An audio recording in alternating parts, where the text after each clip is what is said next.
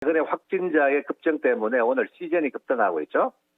네, 했는데 많은 사람들은 지금 이제 뭐 위드 코로나 오고 화이자 치료제가 나오면 이제 코로나는 끝물이다 이제 걱정할 수 없다 생각하는데 그거는 대한민국 언론에서 정확하게 화이자 치료제가 어느 정도 수준급인지 그런 멘트들이나 방송이 나오지 않았어요. 참고로 화이자 치료제는 초기 감기 걸리면 여러분들 종합감기약 먹는 그 정도 수준밖에 안 됩니다.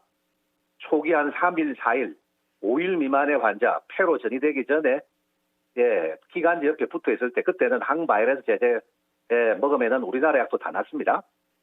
그리고 HIV 에이즈 치료제 합성해가 만든 약이라서 부작용이 상당히 큽니다.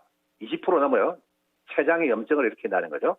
그런 내용을 공개하지 않고 지금 뭐 바로 화이자가 만든다니까 다들 뭐 다른 주식들은 끝났다 이렇게 보고 있단 말이에요. 그죠? 네, 그것은 전혀 아니고 참고로 백신 접종을 하지 않은 전 세계 인구가 30억이 넘어요. 네, 한국 같은 잘 사는 나라야 당연히 접종하지만 저개발 국가들은 백신 구경도 못했습니다. 네, 그렇기 때문에 내년에는 WHO가 지금 주관해가지고 보급형 표준형 백신이 따로 나올 거예요. 치료제도 화이자만 먹는 게 아니에요. 엊그저께 보니까 모 코너에서 제가 뭐 백신주 진단할 때 제가 들어보니까 끝났다 이야기하는데 전혀 아니라는 겁니다. 네, 아주 비관적으로 보죠. 네, 메이저들 선진국에서 쓰는 백신 치료제가 있고 저개발 국가 세계 3, 40억이 다 쓸 백신 치료제가 나온다는 거예요. 근데 지금 뭐 화이자가 하니까 다들 뭐 안 된다 보고 비관돼 버린데 전혀 현실은 아니라는 겁니다. 네, 엊그저께 보니까 MBC에서 방영된 뭐 국산 백신 개발에 대해서 또 나오는데 뭐 최근에 지금 과락 상태에 있는 셀리드 백신 같은 경우는 보니까 5개월 지나면은 백신 중앙제 값이 확 떨어지죠. 화이자 모두나 200m로 떨어집니다. 네, 근데 국산 배달 백신은 보니까 400 이상 나와요. 중앙제 값이. 훨씬 더 좋은 성능을 가지고 있다는 거예요. 그래서 내년에 그런 일은 좀 일어날 일이니까 지금은 어두워 보이지만은 더 이상 어둡게 봐서는 안 된다는 거.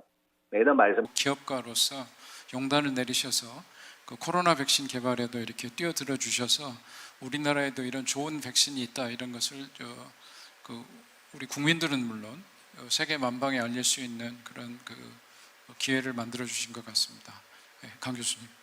네, 이 백신은 로 인해서 항체도 잘 나오지만 특히 T셀 반응이 매우 뛰어나다 이렇게 말씀드릴 수 있고 그래서 항체가 물론 우리가 감염 예방의 첫 번째 프로텍션의 배리어로서 매우 중요한 역할을 하고 있는 것은 틀림없지만은 장기적으로 우리가 혹시라도 에스케이프의 상태에서 바이러스가 체내에 들어왔을 때 우리 조직을 보호해 주는 데는 항체가 더 이상의 효력을 발행하기가 어렵습니다. 이제 그런 점에서는 T셀이 상당히 중요하고 우리가 약으로 이야기하면 항체는 선발 투수로서 매우 중요하지만 사실 마무리 투수로서의 CD8 T셀을 간혹 간과하는 그런 경향을 보이고 있는데요. 아데노벡터는 특히 이런 항체뿐만이 아니라 CD8, CD4셀을 동시에 잘 유도하기 때문에 중증을 막아주는데도 탁월한 잠재력이 있다 이렇게 말씀드릴 수 있겠습니다. 반응 유도에 매우 강한 장점을 가지고 있고 그래서 그런지 도주에 상관없이 T셀 반응은 매우 높게 잘 나왔습니다. 그러니까 이게 앨리스 파트를 보면은 그리고 이거는 mRNA 백신 2번 투여한 것보다 나온 논문에 나온 데이터보다 훨씬 더 많은 그 결과라고 말씀드릴 수 있겠고요. 잠깐 이제 저희들이 데이터를 발표하면 물어요. 다른 백신과 비교해서 어떻습니까? 이렇게 묻는데 다른 백신을 언급을 자체 평가 제가 객관적이라기보다는 저희들 자체 평가를 보고 그동안 나온 많은 논문들을 결과를 이렇게 수치로 보고 저희들이 이 수치를 갖다가 국제 백신 연구소에서 다 실험을 했기 때문에 저희들이 한 게 일부가 있지만 대부분의 중요한 데이터 중항체라든지 엘라이자나 뭐 이런 건 다 국제 백신 연구소에 했고 거기 WHO에서 스탠다드 제시온된 에세이에서 스탠다드 수치가 있어요. 그 수치를 가지고 저희들이 받았고 을 면제해 주기를 변경된 벡터에 대해서 식약처에 오랜 기간 요청해 왔으나 잘 받아들여지지 않았습니다. 그래서 제약처 요청사항은 일단 간단하게 해서 일상을 실시한다면 그동안의 데이터를 같이 함께 봐서 바로 2B와 3상의 임상을 고려해 줄 수 있다. 이 정도로 언급을 받았습니다. 그래서 아까 강창률 교수님께서 말씀해 주신 이 셀리드가 지금 그 아데노바이러스 벡터 백신을 개발하기 위해서 국제백신연구소와 협력하고 그다음에 또 그 CMO 시설에서 커머셜을 준비하고 있고 그다음에 임상 디자인도 그 바이오텍을 그 설립을 하시고 그렇게 해서 실제로 이제 백신이라는 비즈니스 탁 튀어들어서 지금 임상 시험까지 하시고 지금 중간에 어려움을 한번 보여주셨지 않습니까? 식약처에서 빠꾸당해가지고 새로 뭐 시작하는 이런 상황. 오해가 조금 아까 저기 우리 그 이준행 교수님 우리가 뭐 시각에 빠꾸 당 그런 건 아니고 죄송합니다. 아니 그런 게 아니고 이제 우리가 이제 이게 이제 결국은 암 치료 백신에서는 스몰 스케일로만 했고 그런 점에서 관점을 유지하다가 이게 이제 1000리터, 5000리터를 가야 되는 그 이슈들이 이제 등장하고 거기에 위험 요소들이 발견되기 시작을 한 거죠. 예, 그 말씀을 드렸던 겁니다. 예, 제가 저 어휘 선택을 잘못했어요. 그래서 어떻게 생각하면 뭐 시각체의 문제가 아니라 우리 자발적인 노력, 자발적으로 우리가 이제 이게 불안의 요소가 되어서 나중에 이제 상당히 대량으로 생산해서 많은 돈을 투입하고 시간이 걸렸는데 QC에서 걸려가지고 문제가 되면 위험에 빠져버리죠.